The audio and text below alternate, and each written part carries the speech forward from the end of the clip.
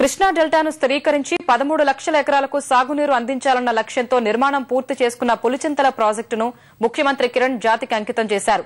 1,831 కోట్ల రూపాయల వ్యయంతో ఈ ప్రాజెక్టు నిర్మించారు. పులిచింతల ప్రాజెక్టు వద్ద కొత్తగా నిర్మించిన డ్యాం రోడ్డుపై నుంచి నడుచుకుంటూ వెళ్లిన ముఖ్యమంత్రి క్రస్ట్ గేట్లు ప్రారంభించారు.